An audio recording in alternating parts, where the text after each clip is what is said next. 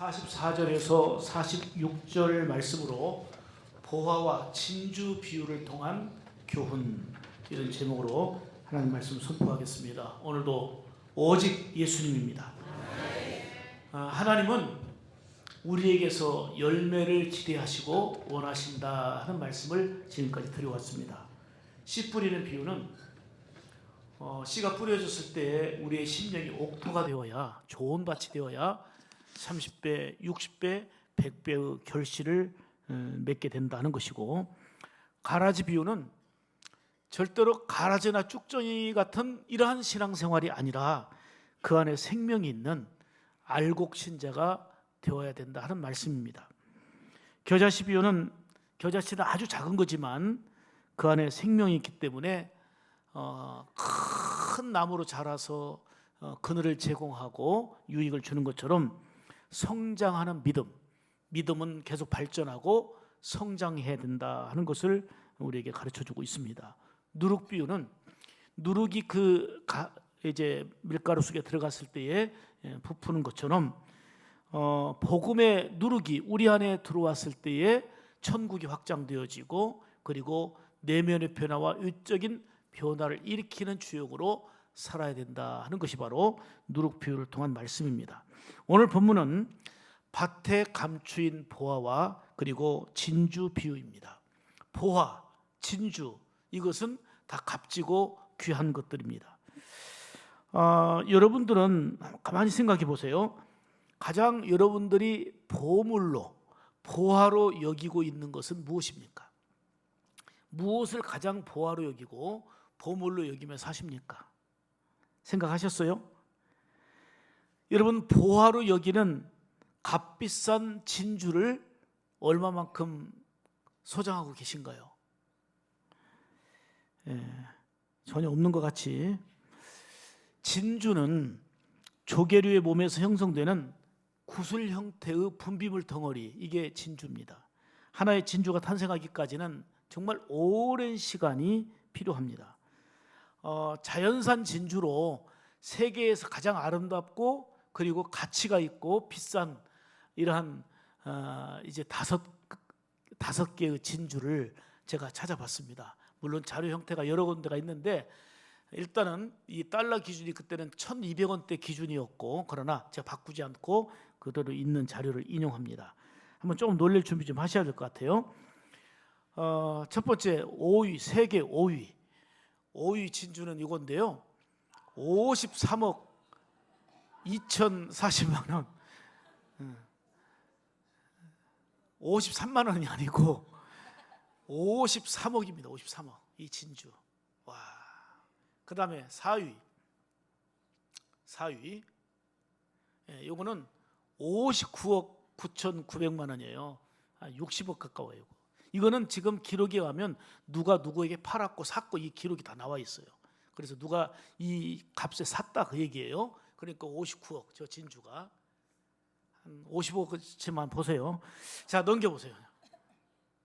3위는 80억이에요. 80억인데 저거는 뭐 그 80억 3,700여만 원 든다고 그래요. 그 다음에 2위는 130억이 좀 넘어요. 저 진주예요. 저 진주. 뭐 갖고 계세요? 자, 대망의 1위입니다. 대망의 1위. 잠깐 하지. 아직 와 봤어 이미.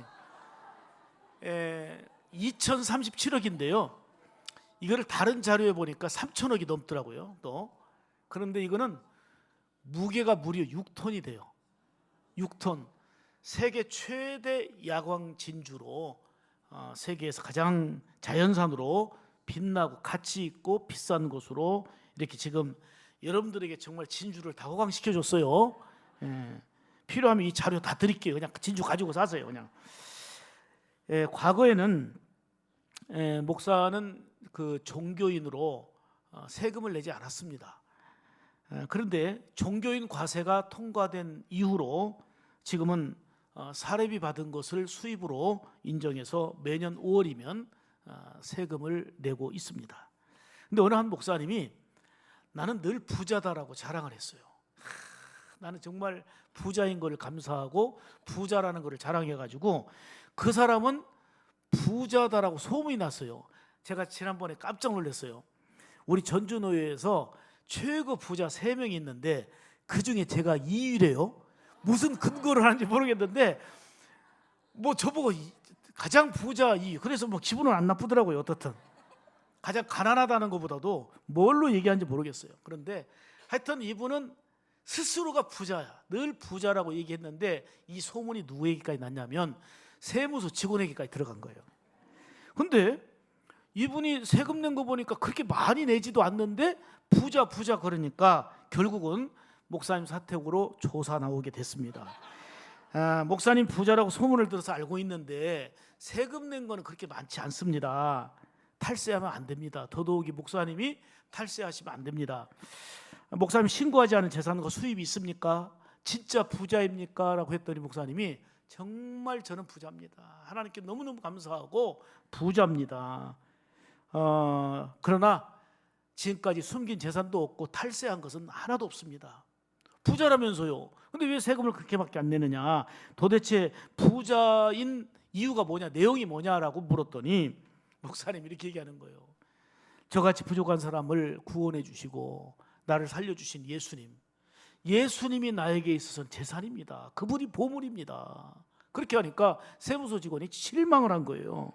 아니 목사님 그거 말고 세상적인 거 뭔가 재산을 좀 얘기해 주라고 그랬더니 저에게는요, 제가 하나님 일을 하잖아요. 하나님 일을 하는데 저를 옆에서 잘 돕는 아내가 있는데 아내가 보물입니다. 아내가 보물이라는 거예요.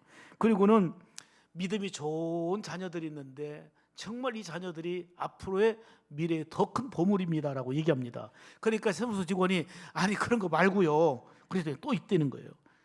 저는 그 어떤 보물과도 바꿀 수 없는 내 안에 보물이 있는데 그게 바로 믿음입니다. 그런 거예요. 그러니까 이제는 아예 장부를 덮어놓고 실망을 합니다. 이 장부 이렇게 열어놓고는 뭔가 적으려고 했는데 덮어놓고는 실망을 하면서 얘기합니다. 목사님은 진짜 부자시네요. 그런데 그 많은 재산 가지고서도 세금 낼 것은 하나도 없네요 라고 얘기했습니다. 여러분, 저는 이 이야기를 통해서 이렇게 여러분들에게 말씀드리고 싶습니다. 저와 여러분은 진정한 보화와 보물을 가지고 있는 부자입니다. 예수님 때문이에요. 아멘입니까?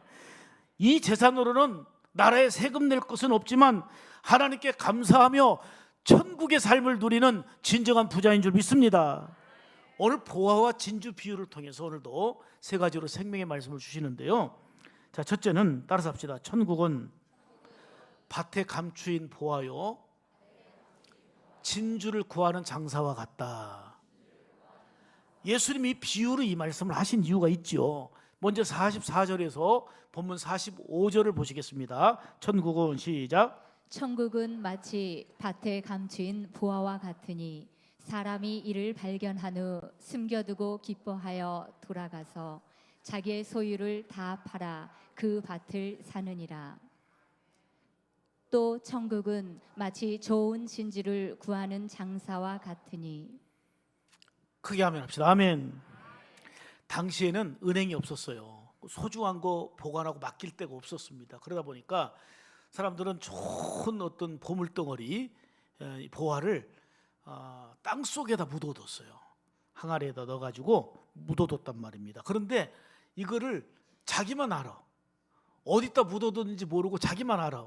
근데 이 사람이 이전에 살다가 그 진주를 다 쓰지 못하고 보화를 쓰지 못하고 죽었는데 어떤 사람이 일을 하다가 그 밭에서 뭔가 쨍그랑 소리가 나서 봤더니 이 항아리가 있는데 그 속에 온갖 보화, 보물이 다 있는 거예요.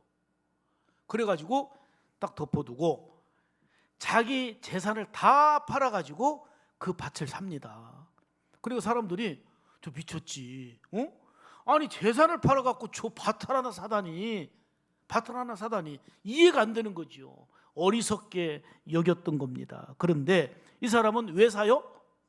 그 안에 보화가 있는 걸 아니까, 보물이 있는 걸 아니까 이제는 자기 재산을 다 팔아서 이 밭을 샀다. 이게 바로 천국의 가치, 믿음의 가치, 예수님의 가치를 알면 마음과 있는 힘껏 헌신하고 충성함의 기쁨으로 살아가지만, 예수님이 보물이고 천국이 가치가 있고 믿음과 복음이 가치가 있다는 걸 모르면 열심 내는 사람 이해가 안 되는 거예요. 열심히 헌신하고 충성하는 게 이해가 안 되는 거예요. 그냥 대충 적당히 생활하면 되지. 그냥 대충 안일하게 대충 열심히 하는 게 아니고 대충 적절하게 적당하게 이렇게 생각을 하는 거예요. 왜요? 그게 지금 보화의 진주의 비유를 통한 예수님의 말씀이에요. 그러나 이 보화의 가치를 알면 내 집을 다 팔아서라도 그 남들이 하찮게 여기고 있는 이 밭을 산다는 거예요. 이 안에 보화가 있는 걸 아니까. 여러분, 이 말씀을 통해서 다시 깨닫도록 또한 이제 천천히 설명을 드릴게요. 세월이 지난 후에 우연히 그 땅을 샀는데 여기에서 보물과 보화가 가득히 담겨 있어요. 와, 노다지를 캤다고 껑충 뛰며 좋아할 것입니다. 예수님은 비유로 천국은 밭에 감추인 보화 같으며 진주를 캐는 것과 같다라고 친히 말씀해 주셨습니다. 한 사람이 밭에서 일하다가 땅 속에 묻혀 있는 보물 항아리를 발견한 것입니다. 그는 재산을 다 팔아서 남들이 하찮게 여기고 있었던 그 밭을 산 것입니다. 발견한 모든 보물을 결국 자기의 것으로 삼게 됩니다. 이를 통해서 말씀하는 것은 천국 신앙은 그 어떤 것과 비교할 수 없는 보물이요 보화다 하는 것을 말씀하고 있는 것입니다. 이 가치를 잘 아는 사람은 온갖 있는 힘을 다해 주님이 계명으로 주신 대로 마음을 다하고 목숨을 다하고 힘을 다하여 뜻을 다하여 하나님을 사랑하고 헌신하는 삶이 되는 줄 믿습니다. 그런데 이 천국 가치의 복음의 가치를 소중성을 모르면 아까 말씀드린 대로 열심 내는 게 이해가 안 되는 거예요. 아니 대충 하지, 적절하게 살지, 안일함 속에 안주하게 되는 것입니다. 사람들은 눈을 크게 뜨고 진주가 어디에 있는지, 보화가 어디 있는지 찾으며 살고 있습니다. 그래서 이제 출세와 성공을 위해서 온갖 힘을 다 쏟아 붓습니다.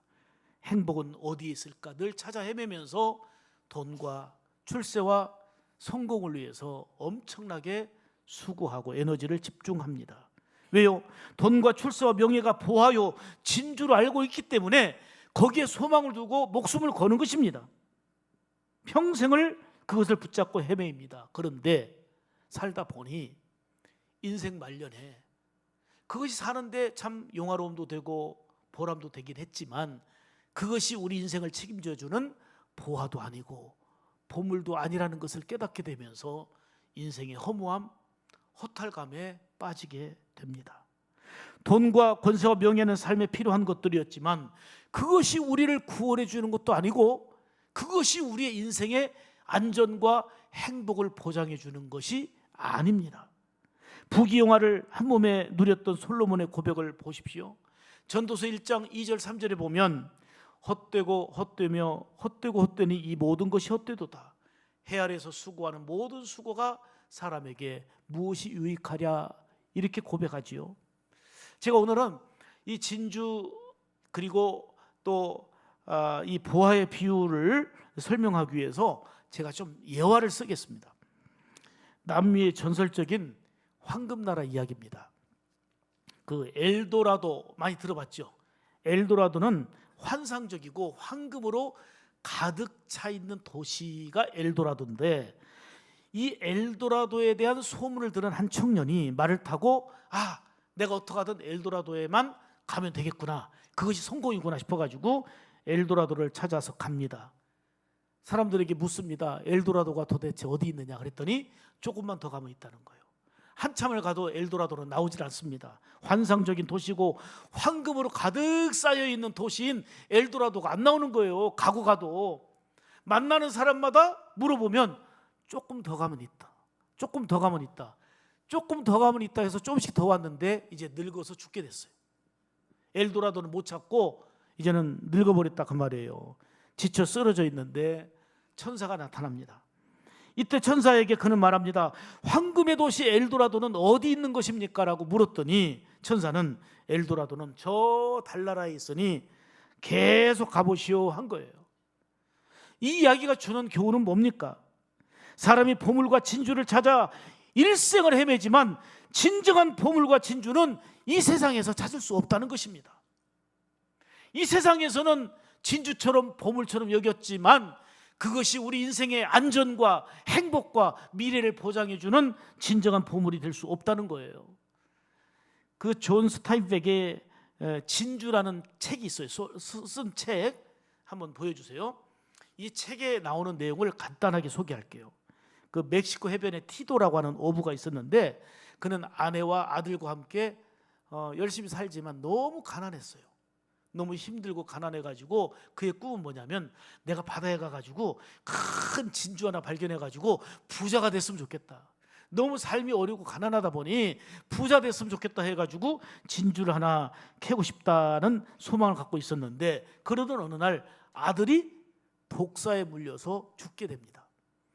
깜짝 놀란 엄마는 독사에 물린 아들의 그 몸을 막 그 입으로 다 저기 독을 빨아내고 그리고는 응급처치한 후에 병원으로 데려갔습니다. 그런데 병원에 갔더니 의사는 간호사에게 말합니다. 저 환자에게 돈이 있는가 없는가를 확인해라 그랬더니 이 사람은 가난한 사람이고 돈이 없다는 얘기를 들으니까 간호사에게 이렇게 말합니다. 지금 의사는 왕진가가 없다고 하라고 거짓말을 시킨 거예요. 결국 티도 가족은 죽어가는 아들을 데리고 병원에서 나와야만 했습니다.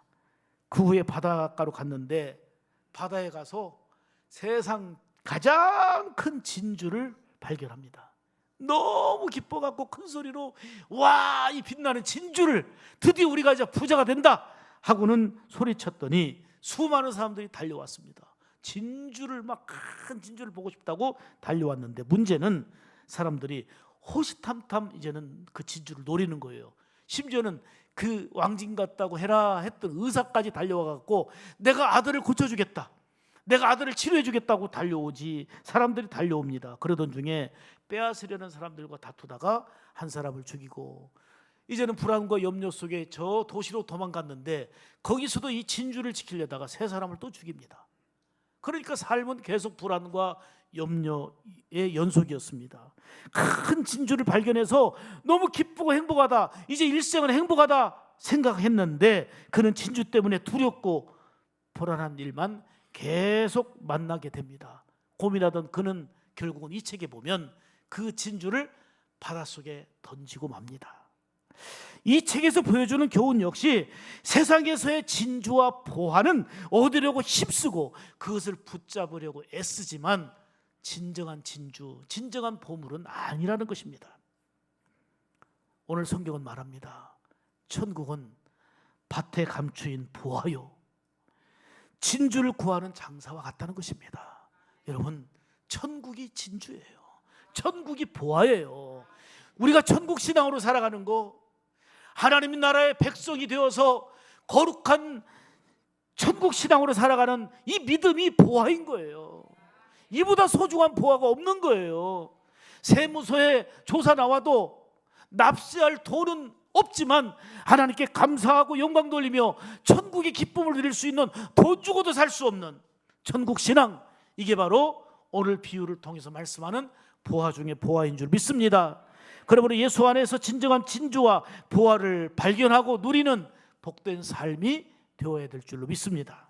두 번째로 보화와 진주 비유를 통해서 주시는 것은, 따라합시다. 우리가 찾아야 하는 참된 보화와 진주는 예수님이십니다. 여러분, 이 가치를, 우리가 이 가치를 알아야 돼요. 의미를 알고 가치를 알면 그게 굉장히 기쁜데 사람들은 그래요. 아니, 예수 믿으면 건강치 못한 몸이 건강해지고 암덩어리도 다 떨어지고 건강해집니다. 가난한 사람이 예수 믿으면 부자 됩니다. 그럴 줄 알았더니 그런 것은 보화도 아니고 진짜 보화는 믿음이라고 하니 별로 재미가 없네. 가치를 모르면 그래요. 제가 그 얘기를 드렸잖아요, 과거에. 이북에서 피난 내려오신 아버님, 어머니는 경상도 대구분이고 두 분이 결혼해갖고 전라도서 목회하면서 우리 오형제는 전라도 출생이 됐습니다. 남들 뭐 다 그때 당시 대한민국 자체가 가난하니까 어려웠지만 뭐 물질적으로 물려받을 게 뭐 있습니까? 제가 둘째 아들이지만 형님 결혼할 때도 그냥 10,000원 한 장, 저 결혼할 때도 10,000원 한 장 받은 게 없어요. 그러나 저를 학교 신학교 보내주시고 다 남들은 논 팔아서 밭 팔아서 하는데 그냥 목회하면서 어떻게 합니까? 온갖 기도하며 뒷바라지에서 이렇게 해준 것도 부모님은 최선을 다한 거예요. 그런데 결혼할 때 단돈 10,000원 한 장 없었지만 어떻게 합니까? 이제 결혼식 할 때 이제 축의금 받아가지고 그걸로 필요한 그 다 계산하고 신혼여행 갔다 오고, 그리고는 단칸방이지만은 거기에서 사택을 주었으니까 목회하면서 사례비 받으면서 지금까지 살아온 거 아닙니까? 우리 형제들이 그렇게 살았단 말이에요. 가난하고 힘들었어요. 근데 옛날에 진짜 어려울 때 아버지가 내가 하루에 5번씩 너희들의 이름을 불러가며 기도한다. 하루에 5번씩 우리의 이름을 불러가며 축복 기도해 주시는데 제가 속으로요, 그때 솔직한 얘기로 아버지 5번 기도보다 5,000원이 필요해요. 5,000원이 필요해요. 5번 기도보다 5,000원이 더 필요했어요. 그런데 지금 생각해 볼 때 이렇게 하나님이 되게 하시고 놀라운 은혜인데 아버지의 눈물 어린 기도와 헌신, 어머니의 축복 어린 기도, 이거를 5천만 원하고 비교할 수 있겠습니까? 5억과 비교할 수 있겠습니까? 어릴 때는 정말 100만 원 준다, 아기 때 1,000만 원 준다, 아무런 의미가 없어요. 1,000원짜리 한 장이 더 귀한 거예요. 500원짜리가 더 귀한 거예요. 애들은 이처럼 가치를 모를 때는 예수님이 가치이고 천국이 가치라고 해도 아니야, 병 낫는 게 가치고 당장 돈이 있어야 가치고 이렇게 여길 수 있다고 말이에요. 가치를 알아야 할 때, 그 의미를 알 때에 우리가 찾아야 되는 참된 보호와 진주는 예수님이라는 걸 알게 될 때에 그분으로 인하여 감사가 되고 감격이 되고 그 무엇으로 견줄 수 없는 은혜의 기쁨이 되는 줄 믿습니다. 이 땅에서 하나님의 자녀로 살며 영생 천국을 누릴 수 있는 길은 다른 방법이 없어요. 오직 예수밖에 없는 겁니다. 그래서 요한복음 14장 6절에 말씀하죠. 같이 읽습니다. 시작. 내가 길이요 진리요 생명이니 나로 말미암지 않고는 아버지께로 올 자가 없느니라. 아멘. 예수님은 비유를 통해서 천국은 땅속에 감추어진 보화와 같다는 것입니다. 다른 걸 다 가지고 있어도 천국을 잃어버리면 안 되는 거예요. 복음을 잃어버리면 안 되는 거예요. 믿음을 잃으면 안 되는 거예요. 땅속에 감추어진 보화는 아무나 발견할 수 없고 쉽게 누구나 찾을 수 있는 게 아닙니다. 이걸 달리 얘기한다면 인간의 이성으로, 지성으로, 과학으로, 철학으로 아무리 노력하고 연구하고 파고 파도 예수님을 알 수가 없는 거예요. 구원의 주님을 알 수가 없는 거예요. 제대로 만날 수가 없는 거예요. 우리 인생의 주인이요, 구원의 주인, 그리고 진정한 보화가 되신 예수님은 믿음으로 만나는 것입니다. 예수님을 보화로 한 사람들은 모든 걸 뒤로 하고 예수님을 따르는 순종의 삶, 변화의 삶이 됐습니다. 예수님을 최고의 보물로 한 동방 박사는 황금과 유향과 모략을 가지고 아기 예수께 엎드려 경배하고 찬미했습니다. 예수님을 최고의 보물로 한 베드로와 제자들은 예수님 부르실 때 예하고 배와 금을 다 버려두고 예수님을 따르는 순종의 삶, 변화의 삶이 됐습니다. 사도 바울 역시 자랑할 게 많았고 많이 배운 사람이었지만은 예수님이 보물 되심을 깨닫는 순간 세상 자랑했던 모든 것들을 배설물로 여기고 예수님을 따르며 오직 예수만 전하는 그러한 삶으로 변화가 되었습니다. 사랑하는 여러분, 우리가 찾아야 하는 참된 보화는 예수님이신 줄 믿습니다. 여러분, 예수님 없이 분주한 삶, 예수님과 멀어진 성공적인 삶, 찰나적인 순간적인 성공처럼 보이지만 그것이 우리 인생의 미래를 보장해 주지 못합니다. 농부가 밭을 갈면서 일하다가 항아리에 걸려갖고 아마 이 쟁기가 부러지면 속상할 거예요. 이거 기분 나쁠 거예요. 이 쟁기가 이게 깨져버렸네, 부서져 버렸네. 그런데 쟁기에 걸린 그 항아리가 보물이 담긴 항아리인 걸 알면 이 쟁기가 깨진 게 문제가 아니라 얼마나 기뻐 뛰겠습니까? 얼마나 기뻐 뛰겠습니까? 이처럼 성도들 중에는 항아리에 걸려 힘들다고 원망하는 분도 있지만 문제로 여겼던 그 항아리 때문에 예수님을 만나고 문제로 여겼던 그 항아리 때문에 예수님의 귀한 은혜와 사랑과 소망을 누리고 사는 분들이 많이 있습니다. 삶의 걸림돌이 되는 장애물 때문에 오히려 주님을 만났다면 그 보물과 보화를 얻는 복된 삶입니다. 여러분, 어느 분이 그래요. 정말 그 항암 투병하면서 많이 고생을 하시는데 참 몇 년을 고생하셨는데 눈물로 이렇게 얘기합니다. 목사님, 제가 고생은 했지만 지금 생각해 보면 내가 건강했더라면 예수 잘 안 믿었을 거예요. 내가 건강했더라면 예수님과 별로 상관없이 살았을 거예요. 그러나 이런 건강의 항아리가 깨졌지만, 그래서 힘들고 고통의 세월을 수년 지냈지만 내가 예수님을 만나게 됐고 예수님을 전부로 삼는 거예요. 이제 뭐 예수 믿는 정도가 예수님이 전부에 나의 삶의 전부. 그분은 예수님의 보화가 됐어요. 예수님이 보물이 된 복된 소망이 있는 삶이 된 줄 믿습니다. 건강할 때는 세상에서 분주하게 살다가 질병의 항아리 때문에 예수님을 만나게 된 사람이 있습니다.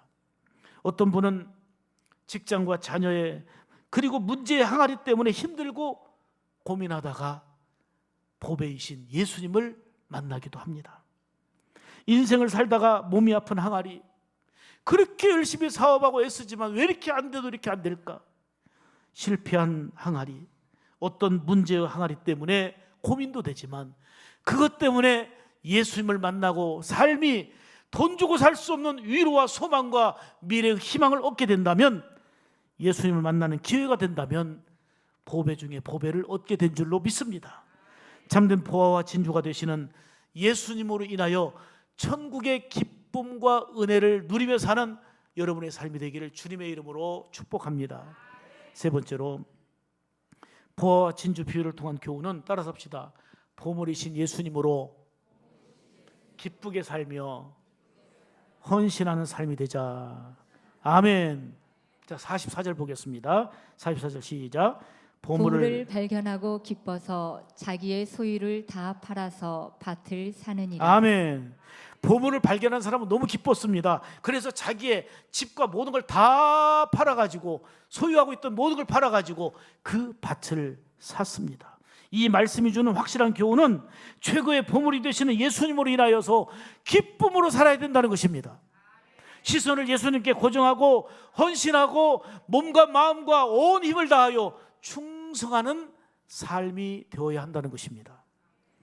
데살로니가전서 5장 16절로 18절을 보게 되면 예수 그리스도 안에서 우리를 향하신 하나님의 뜻이 나와요. 하나님의 뜻, 우리를 향하신 하나님의 뜻은 뭐냐? 우리가 항상 기쁘게 사는 거예요. 늘 쉬지 않고 기도하는 거예요. 범사에 감사하는 거예요. 이것이 바로 우리를 향하신 하나님의 뜻인 줄 믿습니다.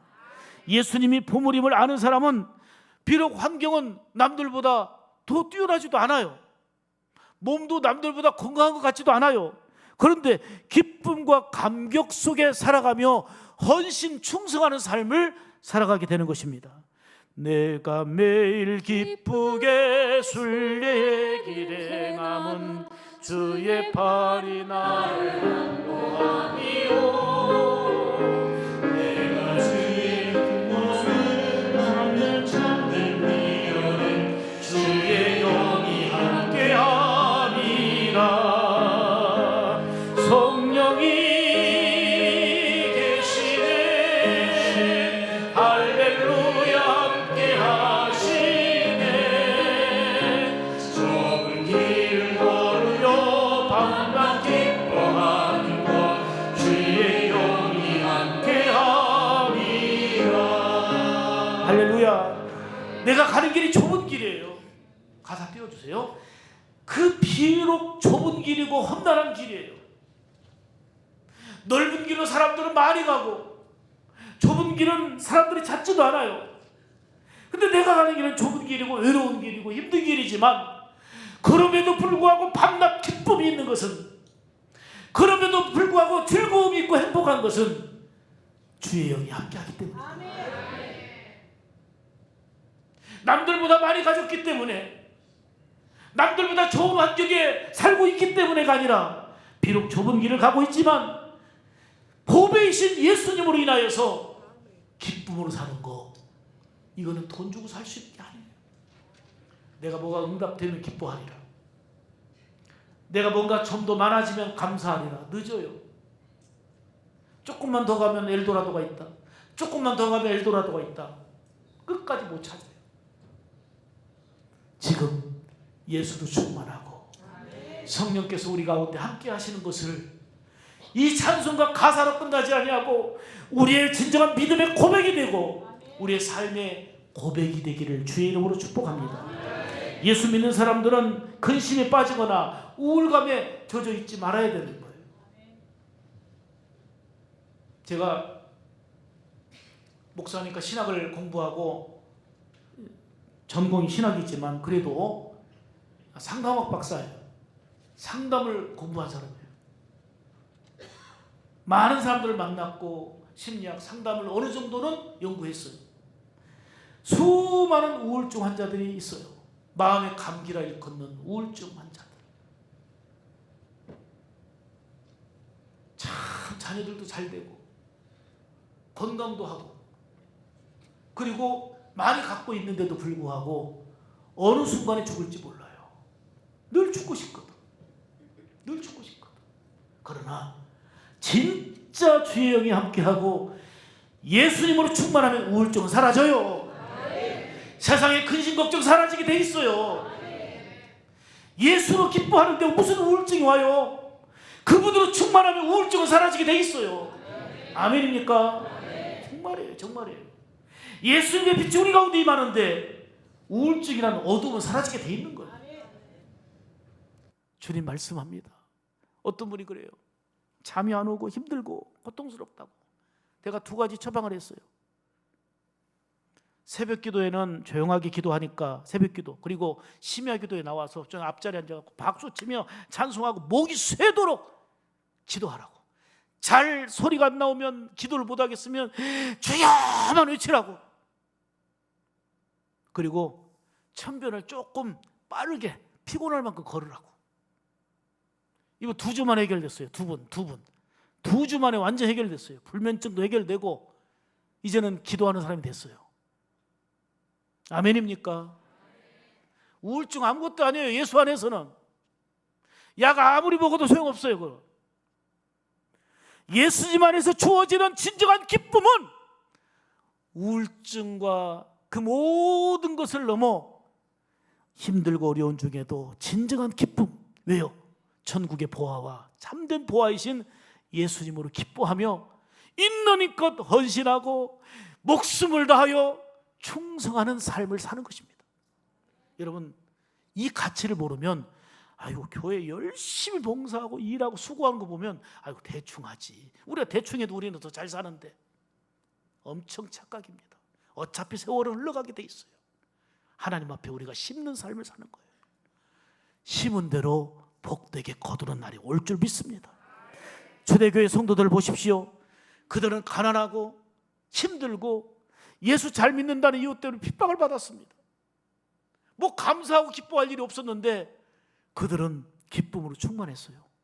가난한 그들이, 그리고 핍박받는 그들이, 넉넉하지 않은 형편의 그들이 뭐 때문에 기뻐하겠습니까? 예수 잘 믿는 지도자들은 감옥에 갔고 매를 맞았고 이런 환경인데 뭐가 기뻐했겠습니까? 성령께서 함께 하시니까 기뻐했고 주님으로 기쁨을 누렸던 것입니다. 스데반 집사는 돌에 맞아 죽어가는 순간에도 얼굴은 천사의 얼굴과 같았다 그랬습니다. 왜요? 자기를 노려보는 사람들, 돌을 드는 사람들을 바라본 게 아니고 바로 예수 그리스도를 바라봤기 때문이라고 말씀합니다. 자, 사도행전 7장 55절 보겠습니다. 스데반의 시작. 스데반이 성령이 충만하여 하늘을 우러러 주목하여 하나님의 영광과 및 예수께서 하나님 우편에 서신 것을 보고. 아멘. 지금 환경은 위급한 환경이에요. 돌들의 치려고 하는 지금 순교 직전의 환경이에요. 이런 환경인데 어떻게 기쁠 수 있습니까? 어떻게 평안할 수 있습니까? 그 이유는 성령이 충만한 거예요.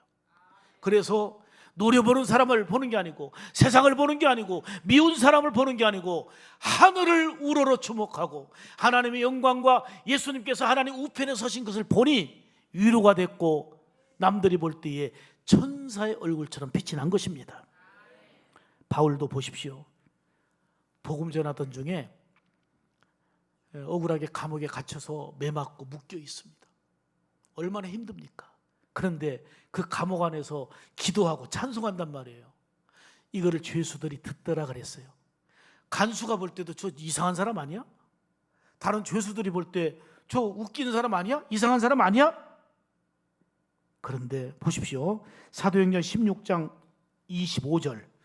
자, 시작. 한밤중에 바울과 실라가 기도하고 하나님을 찬송하며 죄수들이 듣더라. 아멘. 이해가 안 되는 거예요. 그런데 그 안에서도 감사하고 찬송하고 기도합니다. 이때 하나님이 일하기 시작했어요.